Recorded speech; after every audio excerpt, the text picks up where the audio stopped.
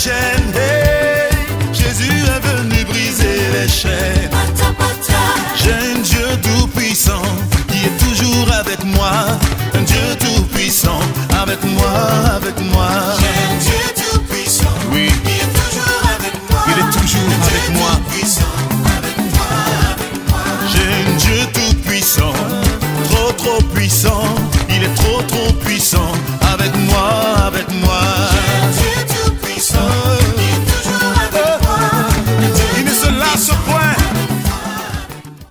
Bonjour auditeurs de la vie, que la grâce du Seigneur soit toujours avec vous. Bienvenue à votre émission Témoignage. Je suis J.B. Kwaku à la présentation de cette émission réalisée par Jolie Hortense. Nous recevons toujours pour vous l'apôtre Papa Divine, fondateur du camp de prière ministère prophétique Vie Divine à Thiébissou, derrière la gendarmerie. Voilà, il est devenu serviteur de l'Éternel, mais il est là pour nous donner son témoignage. Depuis 3 mois de grossesse dans le ventre de sa mère, il était sorcier. Bonjour, apôtre. Sois béni dans le sang de Jésus. Amen. Nous vous écoutons. La dernière fois, nous avons parlé de plusieurs choses. Vous nous avez parlé des salamandres, des cafards, qui sont comme vos réseaux de communication, qui vous communiquent toujours les informations dont vous avez besoin dans le monde de la sorcellerie pour attaquer une cible. Vous avez aussi parlé des mèches, des tissages que les femmes utilisent aujourd'hui, que vous passez par là pour sucer au moins une demi-cuillerée de sang de chacune d'elles pour faire votre carburant, c'est-à-dire votre kérosène pour vous déplacer avec vos avions. Aujourd'hui, nous continuons avec ces détails. Vous avez dit la sorcellerie se partage comme la nourriture, comme l'eau. Vous avez parlé de l'école. À l'école, les enfants échangent la nourriture, ils se coupent les toffees, ils se partagent. Donc la sorcellerie se partage comme ça. On veut plus de détails. Oui, la sorcellerie,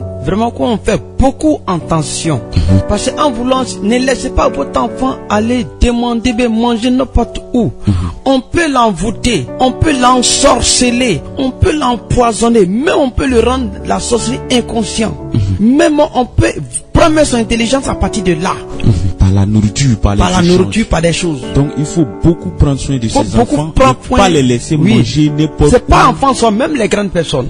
Parce que au niveau de la sorcellerie, il n'y a pas d'âge. Même à 50 ans, on peut t'initier. Donc pour nous qui sommes chrétiens, voici pourquoi avant de manger n'importe quelle nourriture, même simple eau, il faut plonger l'eau dans le sang de Jésus. Quelle que soit la nourriture, même ta couchette, avant de porter tes chaussures. Parce que lorsque on était dans le monde, on dit qu'on attaque tous ces vêtements le jour qu'il va porter telle chose, telle chaussure, parce que nous, on connaît tout ce qui est dans ta maison. On peut dire que le jour qu'il va porter ça là, si sort telle chose doit l'arriver. Donc tu dois plonger tous tes vêtements, toutes tes chaussures, ta couchette, ton matelas, tes draps dans le sang de Jésus avant de les porter.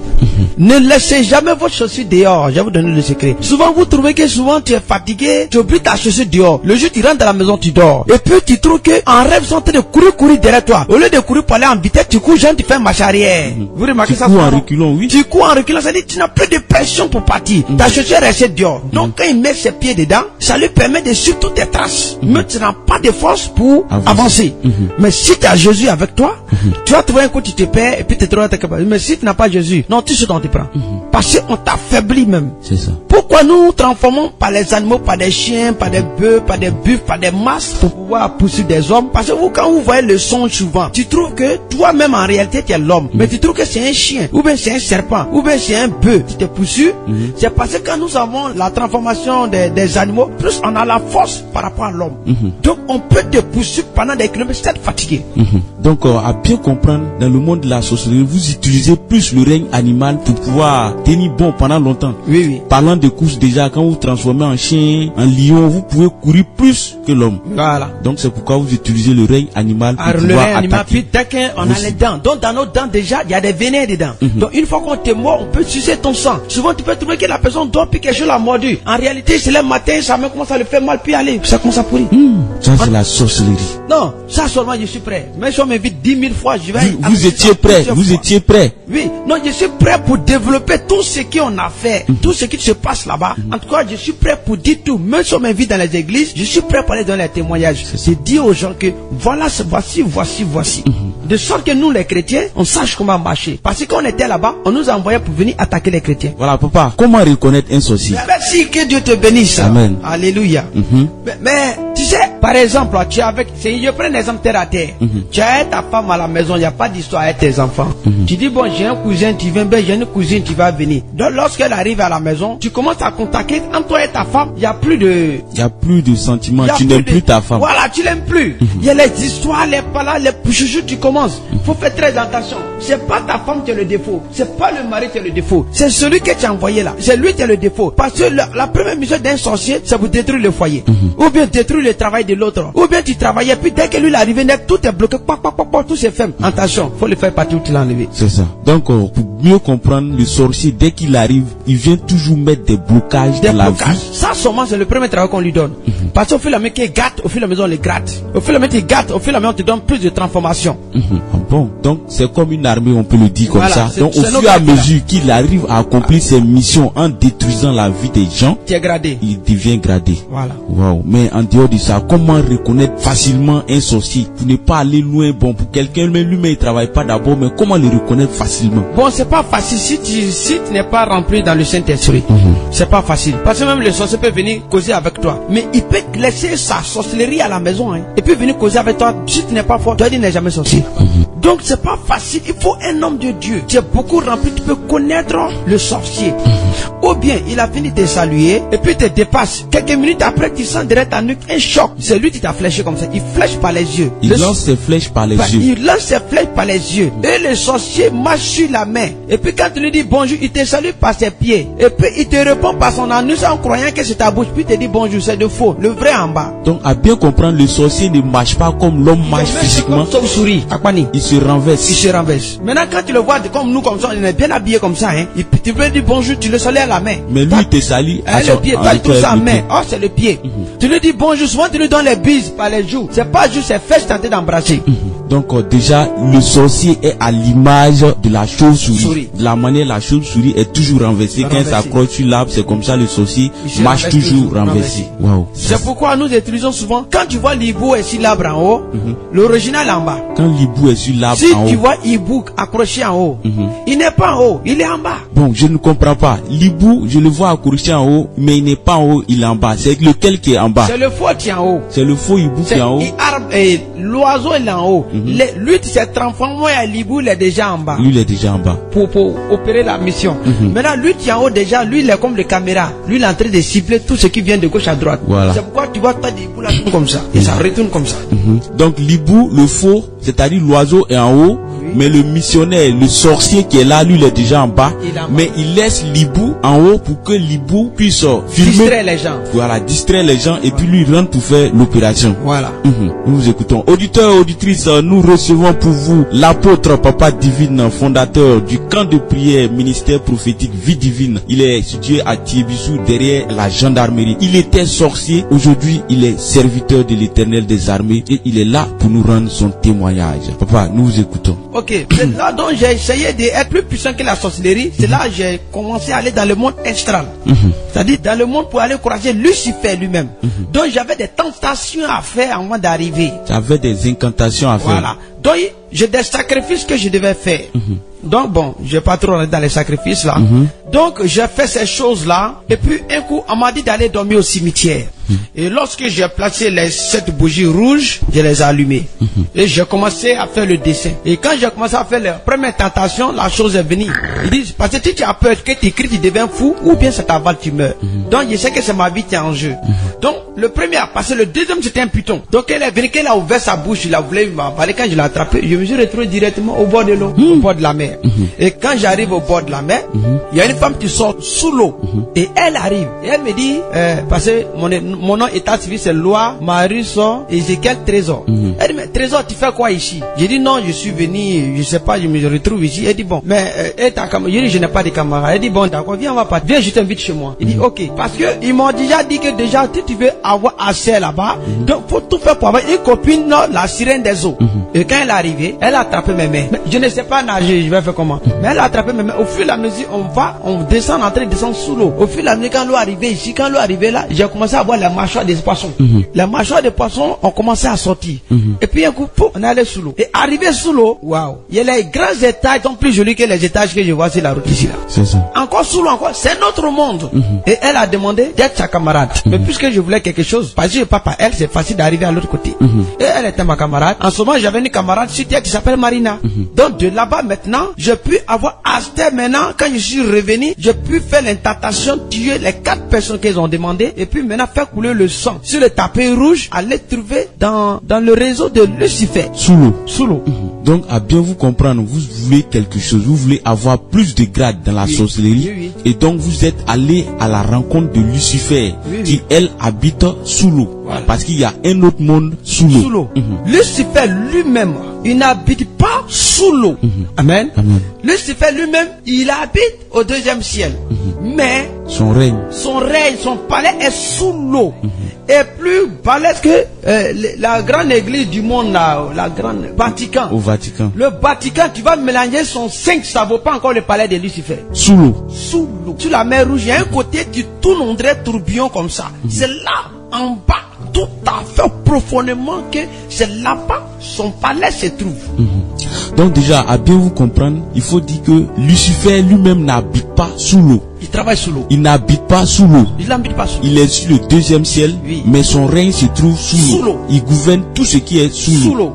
Maintenant, vous êtes allé à sa rencontre. Qu'est-ce que vous voulez avoir à votre retour? Bon, moi, je voulais encore être plus puissant, plus fort. Parce que j'ai dit que ça là, c'est un peu petit. Ouais. Amen. Amen. Donc, je voulais approfondir. Maintenant, déjà, lui, quand il est là-bas, il connaît toutes les missions que je faisais depuis ton bas âge. Oui. Voilà. Donc, il a vu que j'étais un bon chef missionnaire. Donc, moi-même, j'étais très important pour m'envoyer en mission. Et c'est là, maintenant, il a dit, toi, tu serais un chef missionnaire, mais tu vas venir donner les ordres sur la terre. Donc, voilà comment j'étais chef missionnaire et il m'avait donné 32 démons à ma disposition. Quelqu'un dit comment 32 démons, la sorcellerie va faire quoi devant? Rien. Donc, est-ce que la sorcellerie a un lien avec Lucifer? Oui, c'est même chose, mais c'est pas la même chose. La sorcellerie, c'est la dernière puissance démoniaque de la terre. Ça, c'est jardin. La sorcellerie, c'est le dernier. Les sorciers sont les derniers même. Parce qu'il y a plusieurs puissances démoniaques. Le franc-maçon est plus puissant que le sorcier. Et la magie est plus puissante que le franc-maçon. Wow. Donc, je suis en train de déterminer. Tu vas comprendre, non? Donc, à bien vous comprendre, dans le monde des sataniques, le sorcier est le dernier. C'est-à-dire, il n'est rien même. Il y a le monde satanique, il y a le monde démoniaque et il y a le monde de la sorcellerie. 3 titres. Maintenant, le sorcier, lui, il est le plus faible parmi eux. Il est le plus faible même. Oh, c'est ça, on a peur de ça. Oh, il y a d'autres mais qui sont plus dangereux que ces sorciers. C'est ça. Donc maintenant, quand j'étais là-bas, donc notre mission qu'on sortait, c'est là-bas, le chef, c'est-à-dire, il y a beaucoup de raisons. Parce que tu vas trouver que, par exemple, parce que moi j'étais là seulement pour suivre les missions. Mais quand on va à la réunion, quand les grands là, ils quittent ici, et puis on fait la réunion là-bas, moi je dois aller faire une entreprise sur terre. Et je veux que ça marche. Je vous comprends. Quand vous êtes quitté sous l'eau chez Lucifer, dès que lui, il vous a donné ses pouvoirs, il vous a donné 32 démons pour venir gouverner sur terre.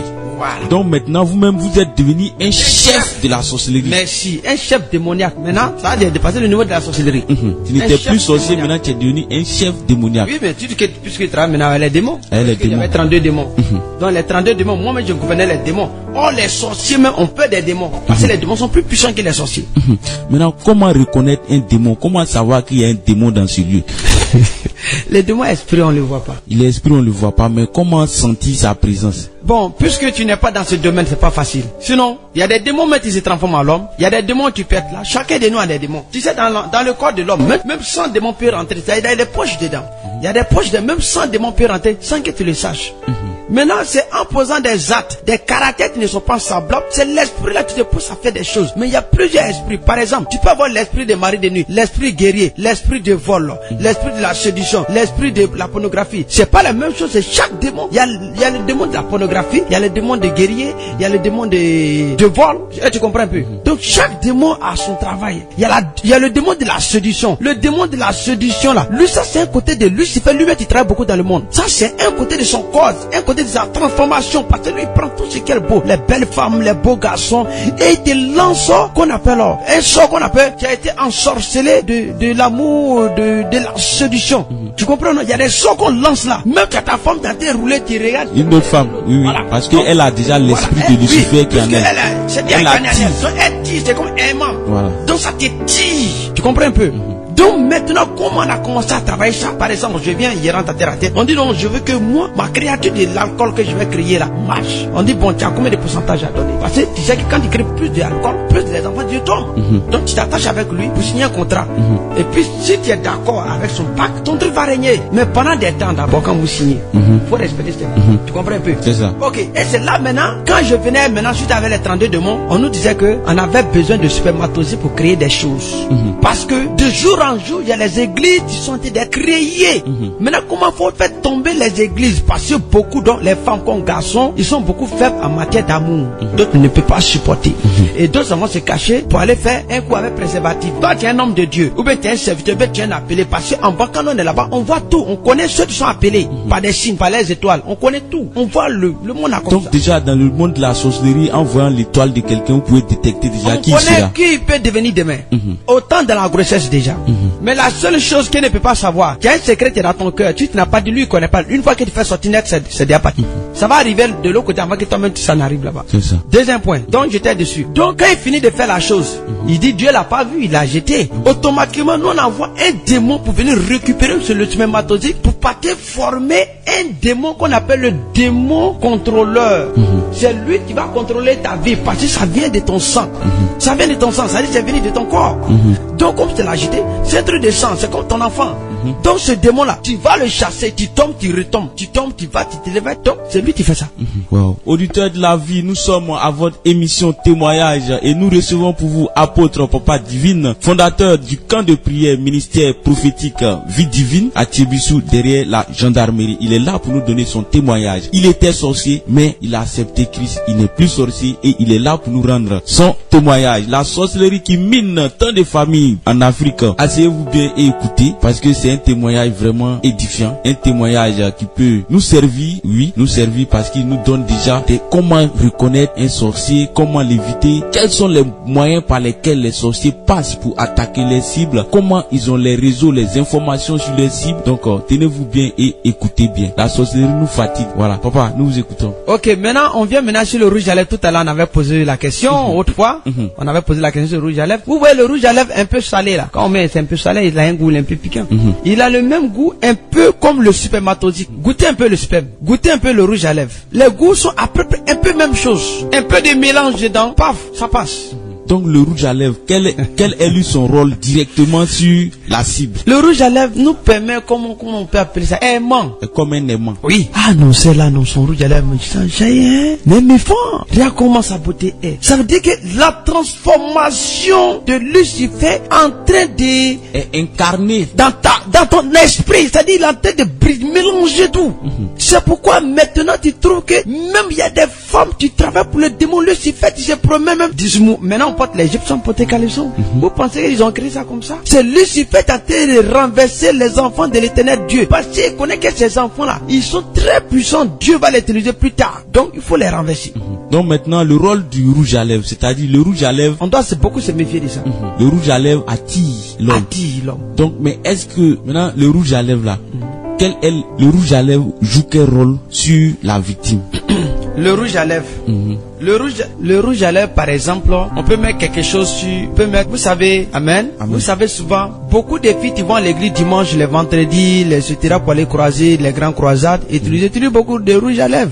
Et puis il y a des personnes qui sont très puissantes. Donc si on incarne un seulement dans le rouge à lèvres, lorsqu'il arrive chez toi, toutes vos causeries là, ça prend l'information. Ça colle. Même quand l'homme de Dieu invoque les grandes bénédictions, au lieu que ça se produise, ça se colle. Et puis après, non, récupère. Parce qu'après, tu vas aller sur, on va récupérer. C'est ça. Donc le rouge à lèvres est là pour jouer ce rôle, c'est-à-dire où l'homme de Dieu prononce des paroles de bénédiction. Des paroles de bénédiction, c'est collé comme hermant. Viti, Par exemple, le rouge à lèvres empêche les bénédictions. Voilà, ça veut dire que réellement la vision que l'homme de Dieu a dit c'est vrai. Il dit non, Dieu me montre que telle personne va se marier dans telle date, ou bien telle personne va faire telle chose. C'est vrai, c'est la réalité. Donc au lieu que ça se réalise, il dit. Le rouge à lèvres dit la bénédiction. La bénédiction. Et puis la chose. Et puis tu as trouvé que quand la chose va arriver, ça se mélange, ça se reporte. On trouve que l'homme de Dieu n'est pas fort. Non, il donne des révélations, c'est pas ça. C'est pas parce que la donne n'est pas ça. Mais est-ce qu'ils n'ont pas volé? Le rouge à lèvres a joué son rôle. Le rouge à lèvres a déjà joué son rôle. Donc d'autres mettent les rouges à lèvres sans le savoir quel est le rôle de ce que ça joue sur sa vie. Et chez eux, c'est une beauté pour partir à l'église. Auditeurs de la vie, nous sommes à la fin de cette émission. Auditeurs de la vie, nous sommes à la fin de cette émission témoignage. Et nous avons reçu pour vous apôtre Papa Divine, fondateur du camp de prière ministère prophétique Vie Divine qui est à Tiebissou derrière la gendarmerie. C'était JB Kwaku au microphone réalisé par Jolie Hortense sur ce. À la fois prochaine pour un autre numéro de témoignage. Que Dieu vous bénisse. J'ai un Dieu tout-puissant qui est toujours avec moi. Un Dieu tout-puissant avec moi, avec moi. J'ai un Dieu tout-puissant, Oui, qui est toujours avec moi. il est toujours avec moi.